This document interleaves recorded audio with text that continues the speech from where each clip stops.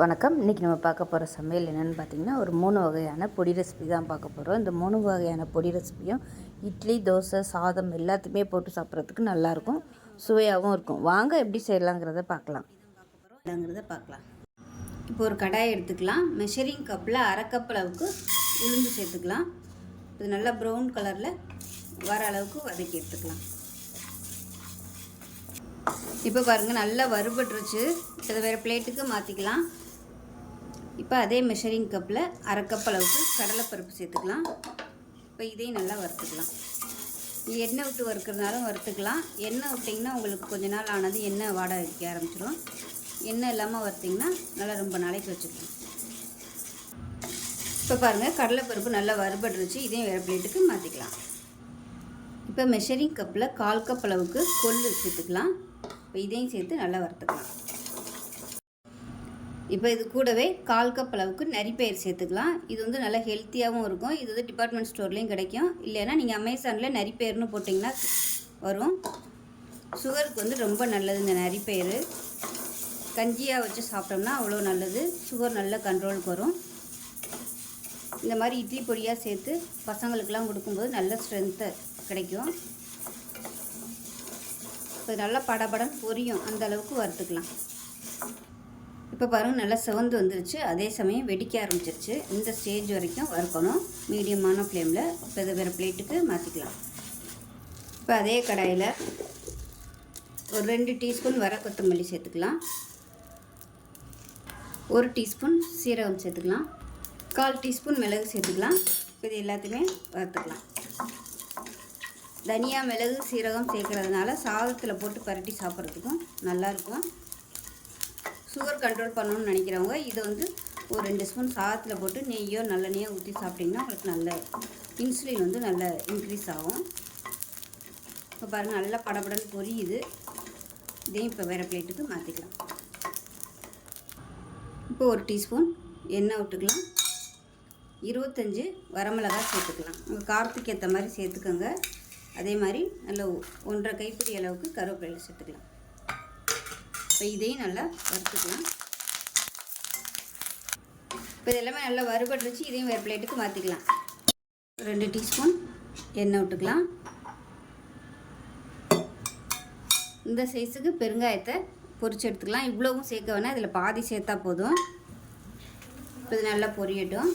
இது கட்டியாக இருக்கிறதுனால பொடி பண்ண முடியலை. அதனால் எண்ணெயில் போட்டு பொரிய விட்டுட்டு வேணுங்கிறத நம்ம சேர்த்துக்கலாம். இப்போ பாருங்கள், நல்லா பொரிஞ்சிருச்சு. நம்ம எடுத்ததில் பாதி வந்து சேர்த்துக்கலாம். இந்த அளவுக்கு சேர்த்திங்கன்னா போதும். இப்போ இதை ஆறுனதுக்கப்புறமா அரைச்சிட்டு பார்க்கலாம். இப்போ பாருங்கள் நல்லா அரைச்சாச்சு. உங்களுக்கு எப்படி தேவையோ நீங்கள் அதுக்கு தகுந்த மாதிரி அரைச்சிக்கோங்க. சில பேர் வந்து நெருன்னு அரைப்பாங்க, சில பேர் கொஞ்சம் நைஸாக அரைப்பாங்க. ஸோ உங்களோட விருப்பத்துக்கு தகுந்த மாதிரி அரைச்சிக்கோங்க. நல்லா கம்மன்னு சூப்பராக இருக்கும். சாதத்தில் போட்டு நெய்யோ நல்லெண்ணெய்யோ ஊற்றி இதை சாப்பிட்டு பாருங்கள், அவ்வளோ அருமையாக இருக்கும். இட்லி, தோசை எல்லாத்துக்குமே தொட்டுக்கலாம், நல்லாயிருக்கும். சளி பிடிச்சிருக்கையில் இந்த மாதிரி பொடியாக செஞ்சு பிள்ளைகளுக்கு இட்லியோ தோசையோ தொட்டு சாப்பிடும்போது சளிக்கு நல்லா கேட்கும். ஸோ இந்த வீடியோ பிடிச்சிச்சின்னா லைக் பண்ணுங்கள், கமெண்ட் பண்ணுங்கள், சேனலை சப்ஸ்கிரைப் பண்ணுங்கள், பக்கத்தில் பெல் பட்டனையும் ப்ரெஸ் பண்ணுங்கள். நன்றி. ஒரு பேன் எடுத்துக்கலாம். மெஷரிங் கப்பில் 1/4 கப் அளவுக்கு உளுந்து சேர்த்துக்கலாம். இப்போ இது நல்லா பொன்னிறமாக வறுத்துக்கலாம். இப்போ பாருங்கள், உளுந்து நல்லா சிவந்து வந்துடுச்சு. இது வேறு பிளேட்டுக்கு மாற்றிக்கலாம். இப்போ அதே கடாயில் கடலைப்பருப்பு ஒரு 2 டேபிள் ஸ்பூன் அளவுக்கு சேர்த்துக்கலாம். இப்போ இதையும் பொன்னிறமாக வறுத்துக்கலாம். இப்போ இது கூடவே அதே அளவு 2 டேபிள் ஸ்பூன் துவரம் பருப்பு சேர்த்துக்கலாம். இது கூடவே பாசிப்பருப்பு, அதுவும் ஒரு 2 டேபிள் ஸ்பூன் சேர்த்துக்கலாம். மீடியமான ஃப்ளேமில் கருக விட்டுறாமல் வறுத்துக்கணும். இப்போ இது எல்லாமே வறுபட்டுருச்சு. நான் வந்து மொத்தமாக போட்டிருக்கேன், நீங்கள் தனித்தனியாக கூட போட்டு வறுத்துக்கலாம். ஆனால் கருக விட்டுறாமல் பொன்னிறமாக வறுக்கணும். இப்போ இதையும் வேறு பிளேட்டுக்கு மாற்றிக்கலாம். இப்போ இதில் சீரகம் 1 டீஸ்பூன், மிளகு 1 டீஸ்பூன் சேர்த்துக்கலாம். இப்போ இதையும் பொன்னிறமாக வறுத்துக்கலாம். இப்போ மிளகு சீரகம் வறுபட ஆரம்பிக்கவும் அரை கப் அளவுக்கு பொட்டுக்கடலை சேர்த்துக்கலாம். இதையும் இந்த சூட்டிலே போட்டு பரட்டிக்கலாம். இது கூடவே 1 டீஸ்பூன் எள்ளு சேர்த்துக்கலாம். கருப்பு எள்ளு, வெள்ளை எள்ளு எதுனாலும் சேர்த்துக்கலாம்.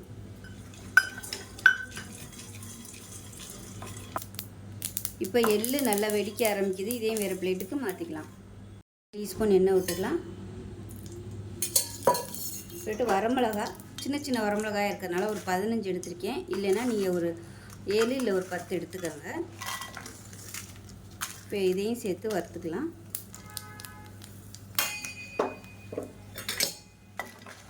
இது கூடவே ஒரு கை அளவுக்கு கருவேப்பிலை, அதையும் சேர்த்துக்கலாம். நல்லா ஃப்ரெஷ்ஷான கருவேப்பிலையாக சேர்த்துக்கோங்க.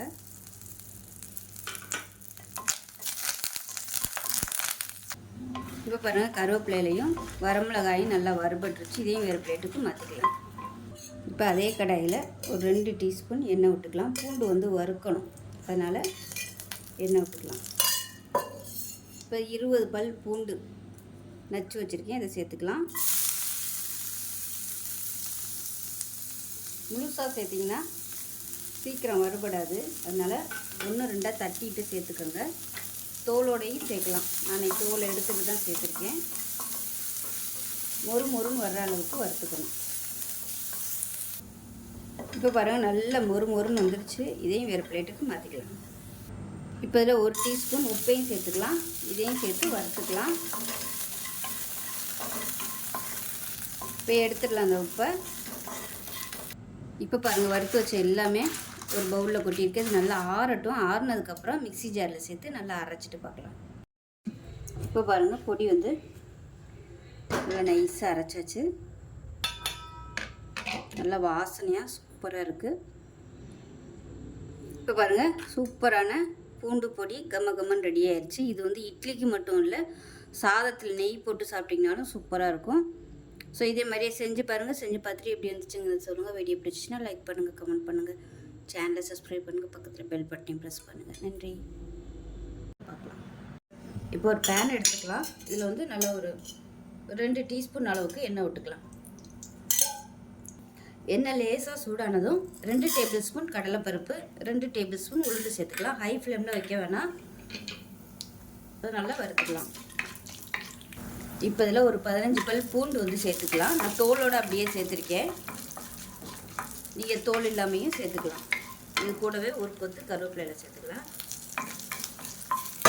இப்போ சின்னதாக புளி சேர்த்துக்கலாம். இது கூடவே 1/2 கப்பு வறுத்த வேர்க்கடலை சேர்த்துக்கலாம். இதையும் சேர்த்து வறுத்துக்கலாம். இது எல்லாமே வறுபட்டுருச்சு. இதில் 1 டேபிள் ஸ்பூன் அளவுக்கு மிளகாத்தூள் சேர்த்துக்கலாம். கொஞ்சம் காரம் அதிகமாக இருந்தால் தான் நல்லாயிருக்கும். இதில் தேவையான அளவுக்கு உப்பு சேர்த்துட்டு கொஞ்சம் பெருங்காயத்தூளும் சேர்த்துக்கலாம். சேர்த்துட்டு ஒரு பரட்டி விட்டுக்கலாம். அவ்வளோதான். இப்போ இதை வந்து நல்லா ஆறுனதுக்கப்புறமா மிக்ஸி ஜாரில் போட்டு அரைச்சி எடுத்துகிட்டு பார்க்கலாம். இப்போ பாருங்கள், மிக்ஸி ஜாரில் சேர்த்துட்டேன். இது ஆறட்டும். ஆறுனதுக்கப்புறம் அரைச்சிட்டு பார்க்கலாம். இப்போ பாருங்கள், நல்லா அரைச்சிட்டு வந்தாச்சு. இந்த அளவுக்கு தான் அரைக்க முடியும். ஏன்னா வேர்க்கடலையுமே வந்து அந்த எண்ணெய் சத்து இருக்கிறதுனால ரொம்ப நைஸாக வராது. ரெண்டாவது நம்ம பூண்டு வேறு சேர்த்துருக்கோம், அதனால் ரொம்ப நார்மல் இட்லி பொடி மாதிரி உதிரியாக வராது. இந்த அளவுக்கு தான் இருக்கும். இதை வந்து டப்பாவில் ஸ்டோர் பண்ணி நீங்கள் ஃப்ரிட்ஜில் கூட வச்சுக்கலாம். இட்லிக்கு தொட்டுக்கலாம். சாதத்தில் போட்டு பிசைஞ்சு சாப்பிட்றதுக்கு சூப்பராக இருக்கும். நெய்யோ எண்ணெயோ விட்டு சாப்பிடும்போது நல்லாயிருக்கும். நல்ல ஒரு ப்ரோட்டீன் சத்து நிறைந்த ஒரு பொடி ரெடி ஆயிடுச்சு. செஞ்சு பாருங்கள். செஞ்சு பார்த்துட்டு எப்படி வந்துச்சுங்கிற சொல்லுங்கள். வீடியோ பிடிச்சிச்சின்னா லைக் பண்ணுங்கள், கமெண்ட் பண்ணுங்கள், சேனலை சப்ஸ்கிரைப் பண்ணுங்கள், பக்கத்தில் பெல் பட்டனை ப்ரெஸ்